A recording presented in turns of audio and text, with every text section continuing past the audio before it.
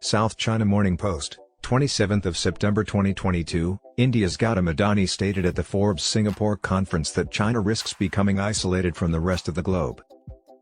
India must exercise extreme caution, nevertheless, as China is employing various military strategies against the inhabitants of the Indian subcontinent. According to Indian billionaire Gautam Adani, China might become increasingly cut off from the rest of the world, and its growing housing and credit problems are comparable to those that Japan experienced during its infamous lost decade of stagflation in the 1990s. According to Adani, who was briefly the second-richest person in the world, China's growing nationalism, supply chain risk mitigation, and technological restrictions would probably hinder China's connectivity with other economies. Adani was speaking at a conference in Singapore. He said that Beijing's difficulties had been exacerbated by resistance to China's Belt and Road Initiative, which was meant to display its international aspirations. I predict China, which was once seen as the leading proponent of globalization, will feel more alone. Several strategically located developing countries get large loans from China to help fund significant infrastructure development projects. It is using its debt trap strategy to annex these developing nations' territory by seeming to be there for business and then militarizing the region. Adani, the CEO of the Adani Group, the largest integrated infrastructure company in India, spoke at the 20th annual Forbes Global CEO Conference in Singapore. This month, his worth momentarily overtook Jeff Bezos. The Indian tycoon said he continued to think that, despite his blunt assessments of China's weak economy, the world's economies would eventually adapt and recover. Adani, thought to be worth $142 billion, gave a keynote speech lasting 30 minutes. He also presented an optimistic view of India in the face of global issues like the effects of the Ukraine war, climate change, and skyrocketing inflation. He claimed that, as a result, ecosystems underwent a major reconfiguration. What I see ahead are the new principles of global involvement based on increased self-sufficiency, less supply chain risks, and stronger nationalism, the author says.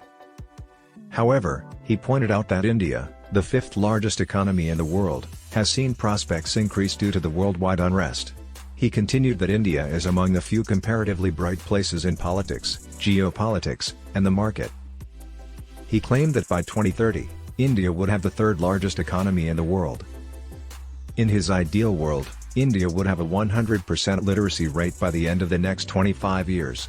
Before 2050, poverty will also be eliminated. Even in 2050, he said, we will have a nation with a median age of just 38 years and a nation with the largest consuming middle class the world will ever see.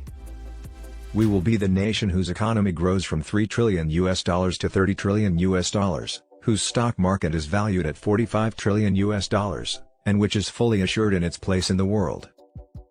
Adani cited that while it took India nearly 58 years to attain the $1 trillion GDP milestone, it only took 12 years, then just 5 years, to surpass the $2 trillion and $3 trillion milestones, respectively.